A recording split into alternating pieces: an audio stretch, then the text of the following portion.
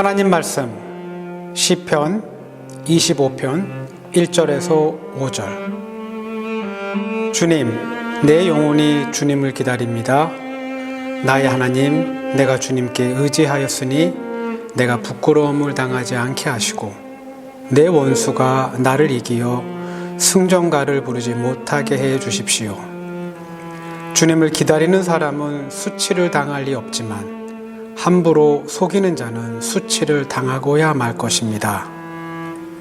주님, 주님의 길을 나에게 보여주시고 내가 마땅히 가야 할 그 길을 가르쳐 주십시오.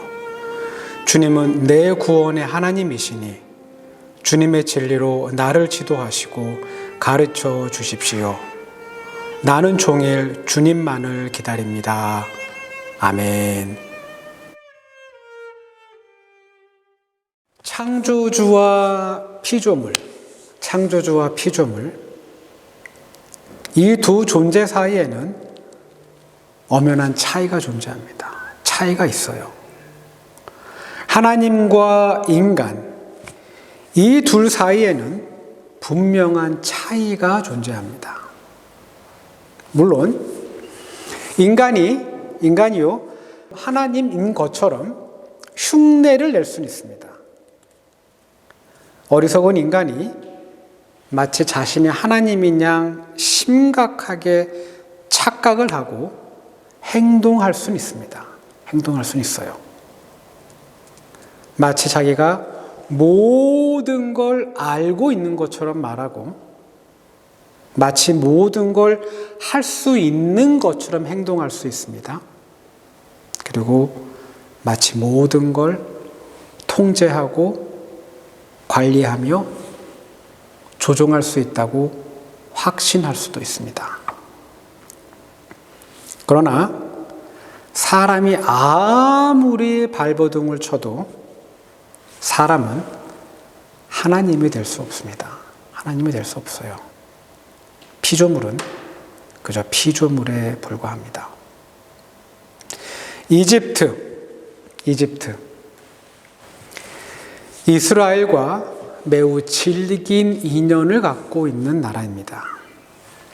야곱이 그의 가족을 데리고 기아를 피해 이집트로 내려갈 때만 해도 이 낯선 이방인들에게 머물 수 있는 땅도 제공하고 그다음에 먹을 수 있는 음식을 제공하는 매우 우호적인 나라입니다. 매우 우호적인 나라예요.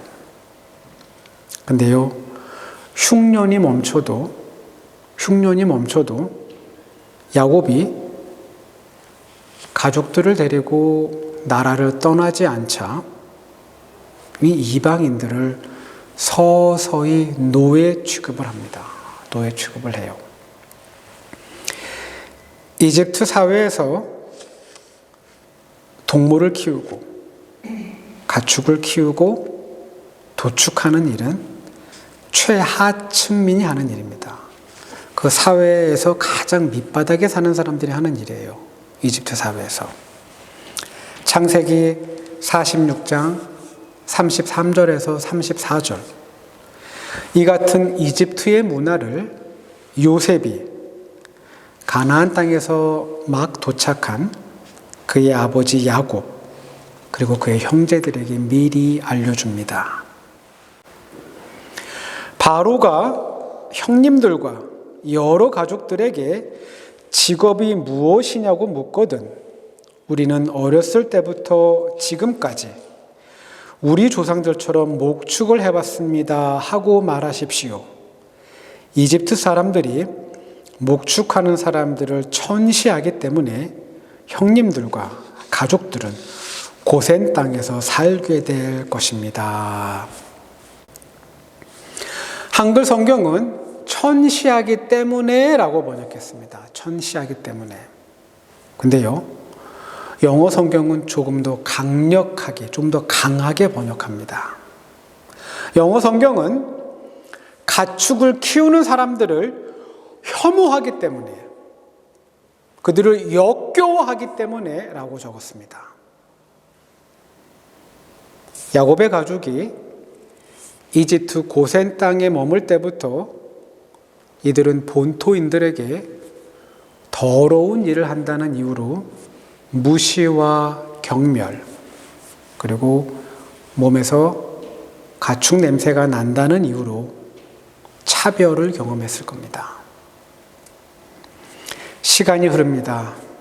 마침내 요셉을 알지 못하는 왕이 등장합니다.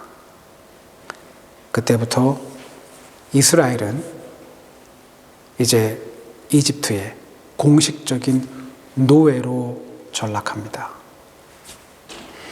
성경의 기록에 따르면 이스라엘 백성이 이집트에 거주한 기간은 430년입니다. 430년.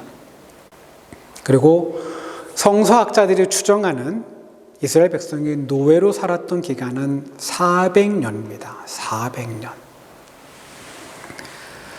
가나안 땅에선 가축을 내 가족의 일부로 여기고 돌보며 키우는 일이 참 소중한 일이었는데 갑자기 이집트 땅에선 더럽고 역겨운 일로 취급받습니다.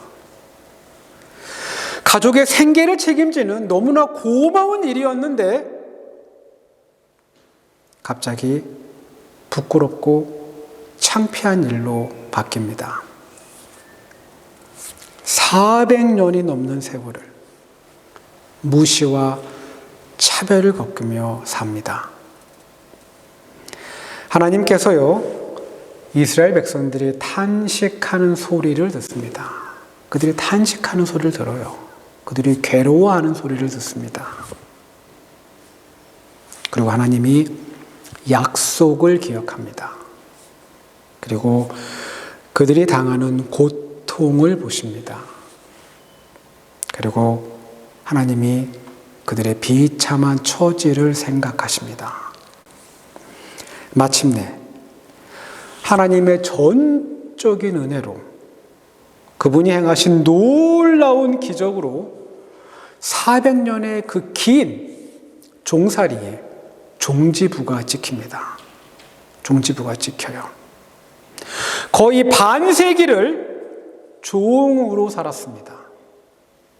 그러나 창조주 하나님이 이집트의 큰 아들을 치신 그 하루가 지나자, 그 밤이 끝나자 이제 이스라엘 백성들은 더 이상 종이 아닙니다. 종이 아니에요.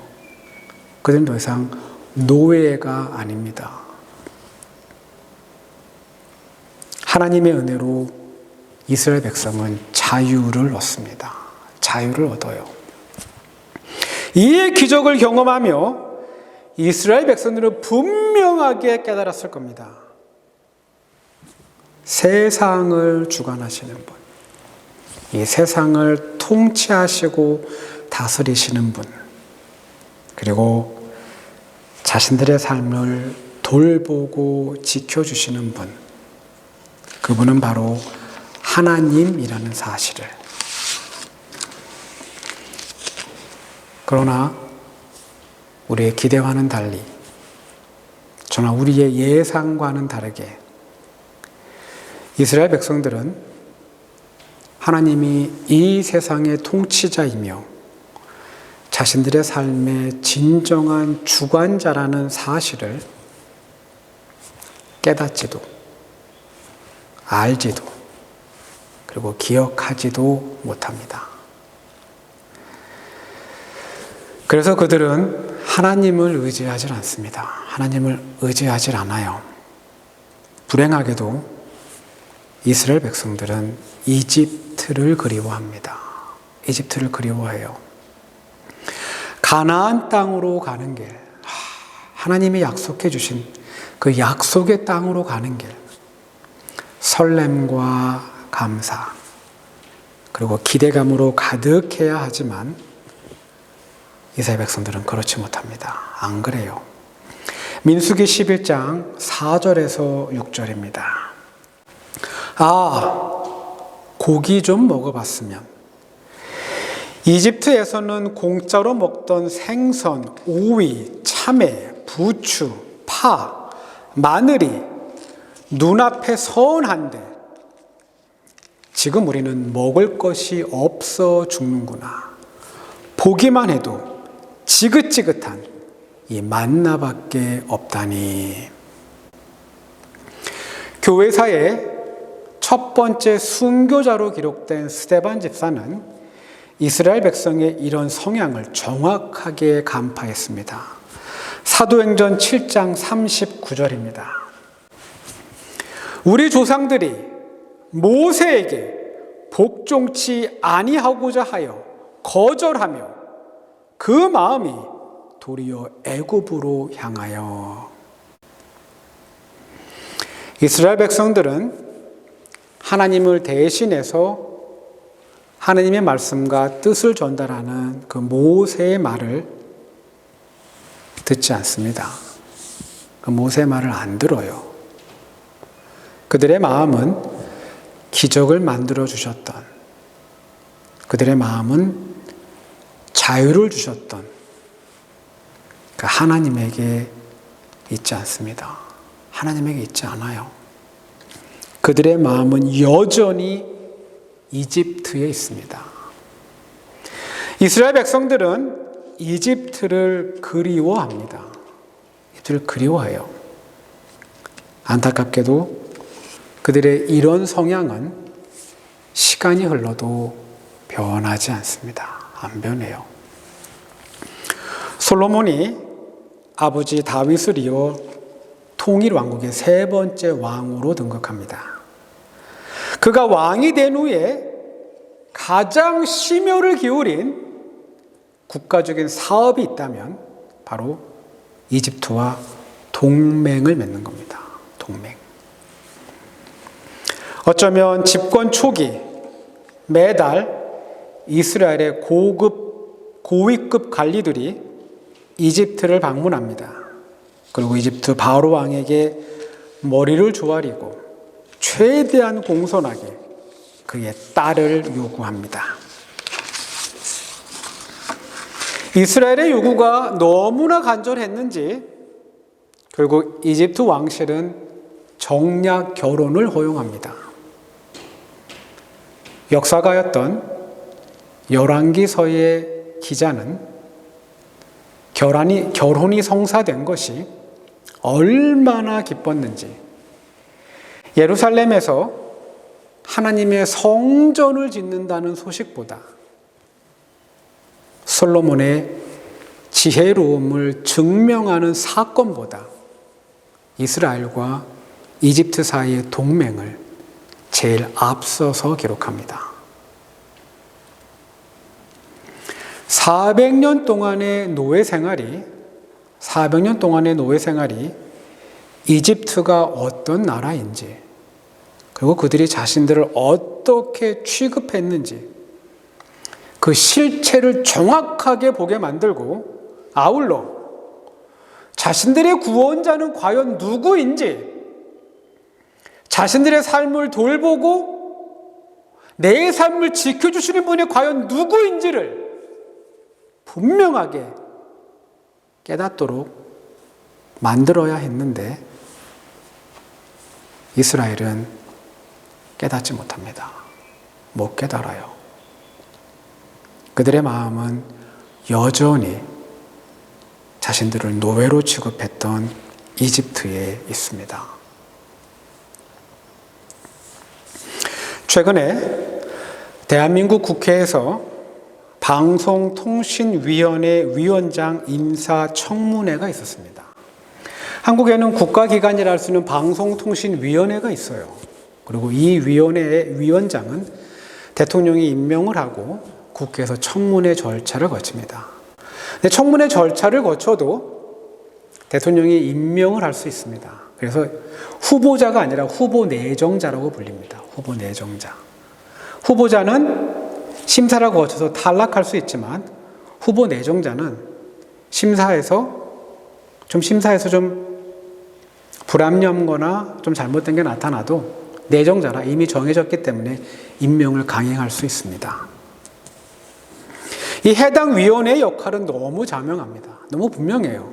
뭐냐면 방송사들의 방송 내용이 한 방향으로 편향적으로 흐르지 않고 공정하게 만들어질 수 있도록 관리하고 감독하는 역할입니다. 후보 내정자로 이진숙 씨라는 분이 대통령의 임명을 받고 청문회 자리에 앉았습니다. 국회의원 가운데 한 사람이 이진숙 씨에게 묻습니다. 일본군 위안부에 대해서 후보자는 어떤 입장을 갖고 있습니까? 강제적입니까? 아니면 자발적입니까? 이진숙 씨가 대답합니다. 논쟁적인 사안이기 때문에 답변하지 않겠습니다. 질문한 국회의원이 후보 내정자의 이 같은 대답을 듣고 다시 묻습니다. 이게 논쟁적인 사안입니까? 그럼 누구와 누구가 논쟁을 하고 있습니까? 이진숙 씨는 개인적인 사건이라 말하지 않겠다고 대답합니다. 이번에 국회의원이 질문의 내용은 다르지만 같은 맥락에서 다시 묻습니다. 일본 정부가 지속적으로 해오고 있는 일본 역사 교과서 왜곡, 일본이 한반도를 식민 지배해서 한국을 근대화시켰다 라고 주장하는데 동의하십니까? 이진숙 씨는 이번엔 말을 조금 바꾸어서 말합니다. 개별적인 사항에 대해서는 말하지 않겠습니다. 국회의원이 재차 물어도 정확한 답변을 요구해도 후보 내정자 이진숙 씨는 끝내 개별적인 사항이라 말하지 않겠다는 말만 되풀이하고 대답을 회피합니다. 대한민국의 국민이라면 여러분 이 질문에 대해 이런 식으로 말하지 않습니다. 이런 식으로 말하지 않아요. 일말의 주저함, 일말의 머뭇거림도 없이 일본군 위안부는 강제적이었고 일본의 식민 지배는 근대화가 아니라 한반도의 물적 그리고 인적 자원을 파괴하고 약탈하는 폭력이었다고 말할 겁니다. 우린 조선의 마지막 왕은 기억합니다. 조선의 마지막 왕. 그는 고종과 명성 황후에서 태어난 순종입니다. 순종. 그는 대한제국의 마지막 왕입니다. 근데 우리는 조선을 지배했던 마지막 일본 총독은 잘 모릅니다.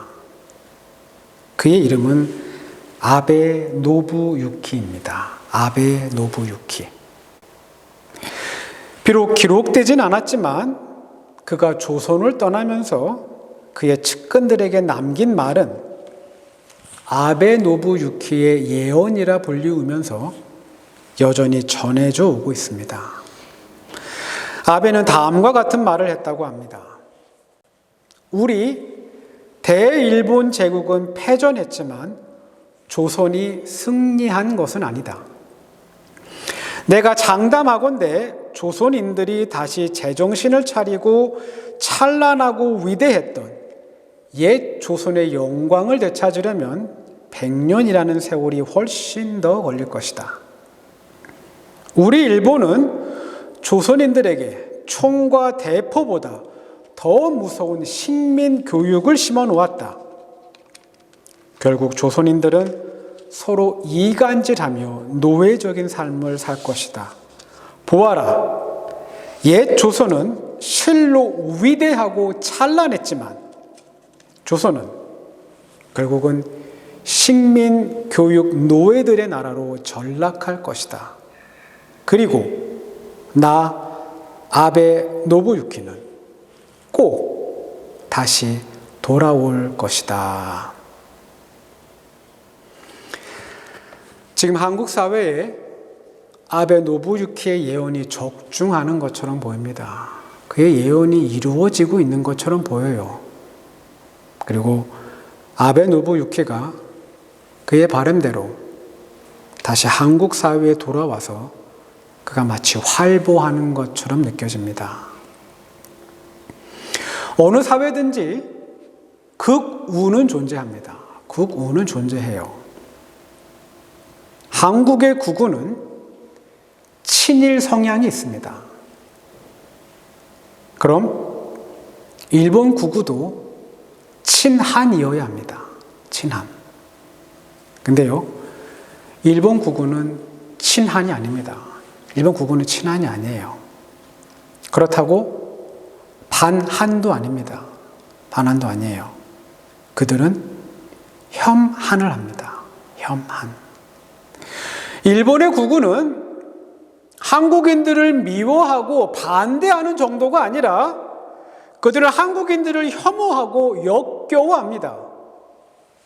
그러나 우리나라의 극우는 그들을 매우 좋아합니다. 400년 동안 종살이를 했지만 목축을 한다는 이유로 혐오와 역겨움의 대상이 되었고 차별과 무시를 겪었지만 이스라엘 사람들의 마음은 여전히 이집트에 있습니다. 이집트에 기대고 싶어하고 이집트의 도움을 받고 싶어합니다. 솔로몬과 이스라엘의 고급 관리들은 이집트와의 정략 결혼, 아마 동맹을 체결하고 나서 굉장히 기뻐했을 겁니다. 많이 기뻐했을 거예요. 그리고 자신들의 안전이, 그리고 자신들의 미래가 이제 튼튼하게 보장되었다고 확신했을 겁니다. 피조물은 창조주가 아닙니다. 피조물은 창조주가 아니에요. 인간은 하나님이 아닙니다. 인간 하나님이 아니에요. 하나님처럼 보일 수는 있어도 한낱 인간에 불과합니다. 하나님은 변하지 않습니다. 그분은 안 변하세요. 그분은 어제나 오늘이나 그리고 앞으로도 동일합니다. 근데요, 사람은 변합니다. 사람은 변해요. 하나님께서는 그분이 약속한 말씀은 반드시 지킵니다. 그러나 인간은 약속을 해도 지키지 않습니다. 안 지켜요. 그리고 인간은 거짓을 진실처럼 말합니다. 솔로몬이 죽습니다. 그가 죽어요. 그리고 그의 아들 솔로몬의 아들 르호보암이 왕위를 계승합니다. 솔로몬의 아들 르호보암이 왕으로 있은 지 5년이 되었을 때, 그가 왕이 된 지 거의 5년이 되었을 때 그토록 믿고 따르던 이집트가, 동맹국이라고 확신했던 그 이집트가 자신들을 지켜주고 어려움이 있을 때마다 자신들을 전적으로 도와줄 것 같았던 그 이집트가 이스라엘을 침략합니다. 이스라엘을 쳐들어와요. 열왕기상 14장 25절에서 26절입니다. 르호보암이 즉위한 지 약 5년째 되는 해에 이집트의 시삭 왕이 예루살렘을 치러 올라와서 주님의 성전에 있는 보물과 왕궁의 보물을 다 털어갔다. 하나도 남기지 않고 다 가져갔다.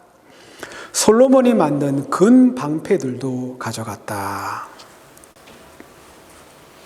역설적이게도 솔로몬과 동맹을 맺었는데, 솔로몬과 약속을 했는데 솔로몬이 만든 보물을 샀어요. 샅샅이 뒤져서 모두 가져갑니다. 모두 가져가요.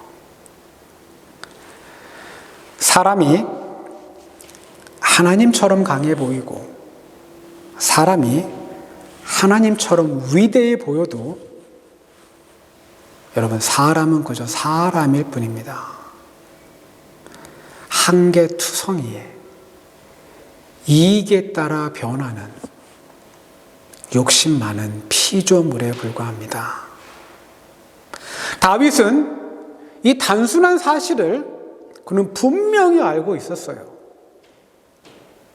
다윗은 이 사실을 알고 있습니다. 그래서 다윗은요, 사람이 아닌 그는 하나님만을 의지합니다.